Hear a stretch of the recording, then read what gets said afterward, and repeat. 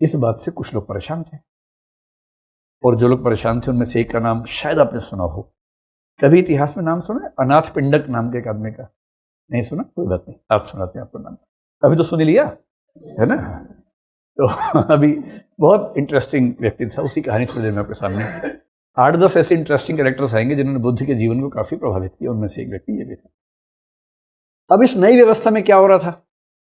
नई व्यवस्था में अचानक क्या हुआ, जब कृषि बढ़ी, व्यापार बढ़ा, तो जब व्यापार बहुत ज्यादा बढ़ा तो व्यापार बढ़ने के मामले में कौन से वर्ग को ज्यादा फायदा हो रहा था? वैश्य वर्ग को। वो अमीर हो रहे थे, ये पैसा कमाने के मामले में उनकी जो परंपरा थी वो महारत हासिल थी उसके पास। फिर जब राजा के पास खूब पैसा आने लगा, सेना बड़ी होने लगी, हथियार बढ़ने लगे, तो सेना के बढ़ने से किस वर्ग को फायदा होने लगा? क्षत्रिय वर्ग को फायदा होने लगा। और जब क्षत्रिय और वैश्य दोनों वर्गों को फायदा हुआ तो इनको लगने लगा कि भाई जब हम इतना कुछ कर रहे हैं समाज के लिए तो हमारा सम्मान ज्यादा क्यों नहीं होता है? धर्म की दुनिया में हमारी भूमिका क्यों नहीं है?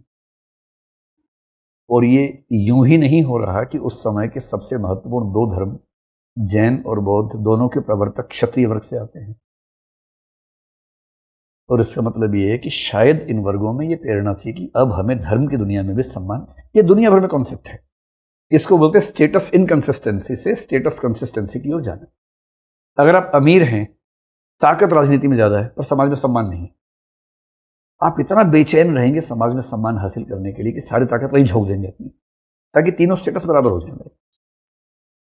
अब इनको लग रहा है कि पैसा है, ताकत है, पर धर्म की दुनिया में सम्मान नहीं है, और इसलिए वर्ण व्यवस्था के विरुद्ध एक माहौल बन रहा है।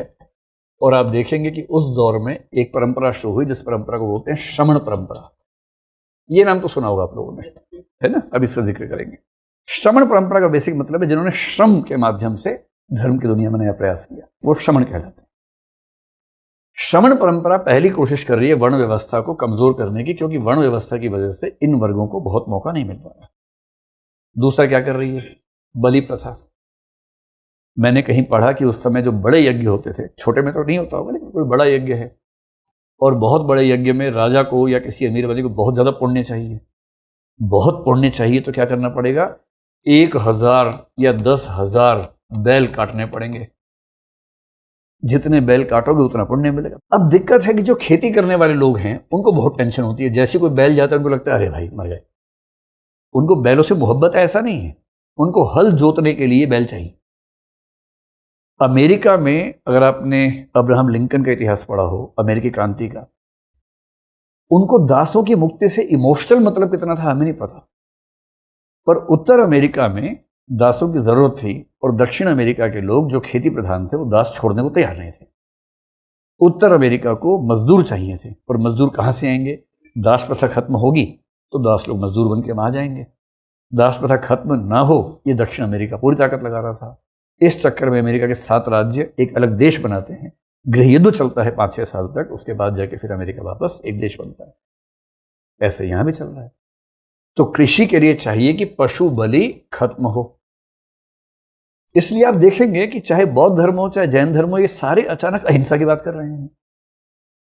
अहिंसा केवल इसलिए नहीं है कि उनके अंदर बहुत दया करुणा है, वो तो एक पक्ष है ही।